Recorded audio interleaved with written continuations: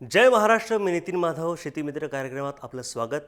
मंडळी, स्वातंत्र्य प्राप्तीनंतर 60च्या दशकातला जो भारत आहे त्या देशामध्ये त्यावेळच्या काळामध्ये आपण अनेक धान्यांची अन्नांची निर्मिती करत होतो आणि त्यानंतर काही त्यातलं पार्ट जो आहे तो निर्यात करत होतो.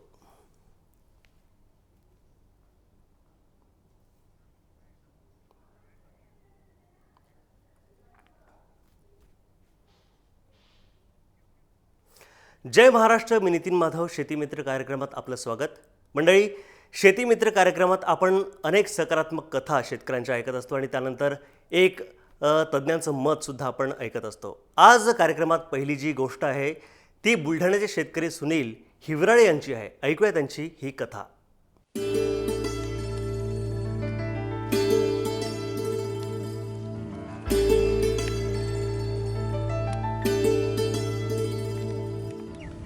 वर्ध्यातल्या हिंगणघाटच्या अल्लीपूर गावचे शेतकरी राजेंद्र खोडे. त्यांच्याकडे वडिलोपार्जित 15 एकर जमीन आहे.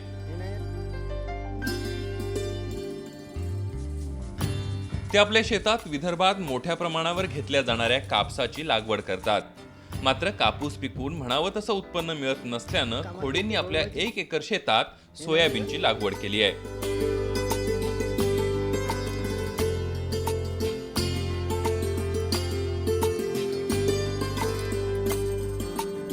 खरीप हंगामात विदर्भात सोयाबीनचं पीक घेतलं जातं. मात्र खोंडे यांनी रब्बी हंगामात सोयाबीन लागवडीचा यशस्वी प्रयोग केलाय.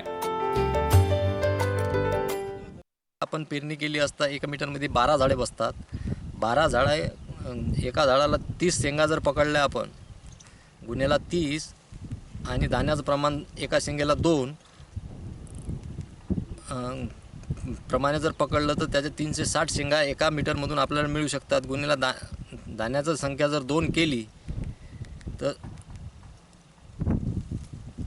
म्हणजे जवळपास 700 दाणे एका मीटरमधून आपल्याला मिळतात. गुन्ह्याला 3 तास म्हणजे 12 × 24 14 3 म्हणजे 3 एका मीटरमधून आपल्याला जवळपास 2000 ते 2100 दाणे मिळतात. 100 दाण्याचं वजन कॅल्क्युलेट जर केलं आपण तर जवळपास 13 ते 14 ग्रॅम या हिशोबाने कॅल्क्युलेशन केल्यास आपल्याला 12 ते 13 पोते म्हणजे क्विंटलपर्यंत त्यातून उत्पन्न मिळण्याची अपेक्षा आहे. यानंतर आता माझी जास्त शेताची उन्हाळ्याची नियोजन सोयाबीन घेण्याचंच आहे.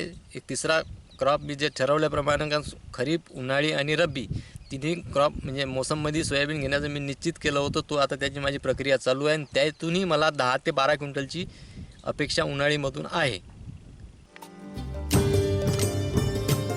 अंतर्मशागत करून ट्रॅक्टरच्या सहाय्यानं राजेंद्र खोंडे यांनी सोयाबीनची पेरणी करून घेतली. पेरणी करत असताना 14 इंचांचं अंतर त्यांनी ठेवलं. पीक मोठं झाल्यावर तणनाशकाचा वापर करण्यात आला.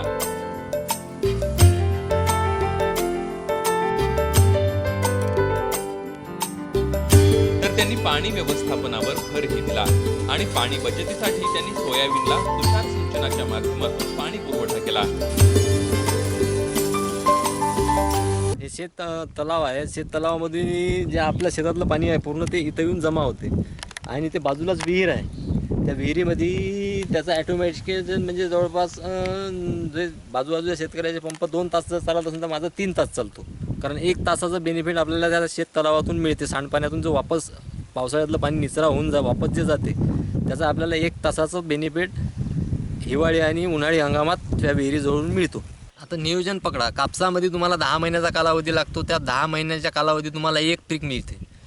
तेच सोयाबीन तुम्ही 3 महिन्याच्या पिरियडमध्ये जर पकडलं 110 लाख दिवस 105 दिवस आणि 90 ते 95 दिवस म्हणजे ॲव्हरेज जर पकडला तर आपण 10 महिन्यामध्ये सोयाबीनचे 3 क्रॉप घेऊ शकतो. इन ॲव्हरेज आपल्याला 30 ते 35 पोत्यापर्यंत एका एकरला 10 महिन्यात सोयाबीन घरी येते.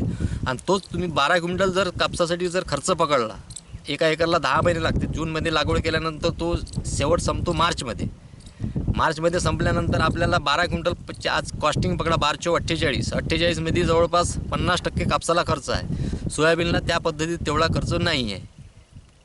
म्हणजे 48,000 रुपयातून तुमचे अर्धे पैसे गेले जर 24,000 रुपये तर तुम्हाला 24,000 रुपये शिल्लक आहे. आणि सोयाबीनमध्ये जर समजा 30 पोते जर तुम्हाला झाले तर 30 × 90 जवळपास 1,10,000 रुपयाचं सोयाबीन होते. सोयाबीनला तीनही मोसममध्ये उन्हाळी, हिवाळी, पावसाळी 10,000 ते 12,000 रुपयाच्या वर खर्च येत नाही. कारण बियाणं तुमच्याजवळ ऑलरेडी राहते. राजेंद्र खोंडे यांच्या मेहनतीच्या जोरावर त्यांची सोयाबीनची शेती बहरली आहे. सोयाबीनच्या एका झाडाला जवळपास 25 ते 30 शेंगा लागल्यात. त्यामुळे यातून चांगल्या उत्पन्नाची राजेंद्र यांना अपेक्षा आहे.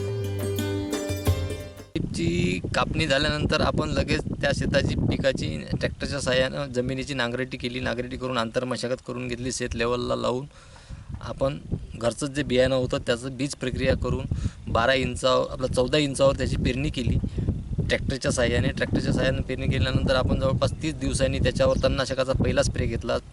स्प्रे घेऊन त्याचा तणाचा बंदोबस्त अगोदर केला. नंतर तिथून 10 ते 12 दिवसांनी आपण त्याच्यावर एक बुरशीनाशक आणि एक टॉनिकचा स्प्रे घेऊन एक स्प्रे दिला. त्यानंतर तिथून 15 दिवसाच्या अंतराने दुसरा स्प्रे गोदरेजचा डबल आणि टिल्ट ह्या 2 औषधाची फवारणी करून त्यामध्ये अळीसाठी क्लोरोपायरिफॉस हे औषध टाकून त्याचा दुसरा स्प्रे घेतला. त्यानंतर पाणी दर 15 दिवसांनी स्प्रिंकलरच्या साहाय्याने आपण देत होतो. ती पाणी कंटिन्यू कायम ठेवली. त्यानंतर पीक कापणीसाठी तयार आलं. कापणीसाठी तयारी होऊन आपण त्याचा मजुराकरवी कापणी करून घेतली आणि त्याचा ढीग लावून अवकाळी वातावरणाच्या म्हणजे नुकसान होऊ नये याकरता आपण तो ढीग ताडपत्रीने झाकून ठेवला. आजही त्या आपल्याला ते सोयाबीन तुम्ही माझ्या हातातलं पाहू शकता आणि तो ढीग तुमच्या समोर दिसत आहे.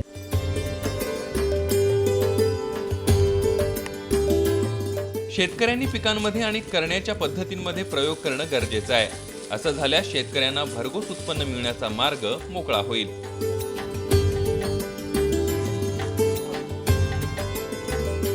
एकनाथ चौधरी, जय महाराष्ट्र, वर्धा.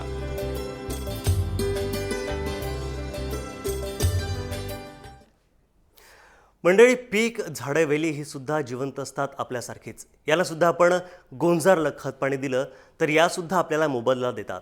बघूया अशीच एक यशस्वी कथा.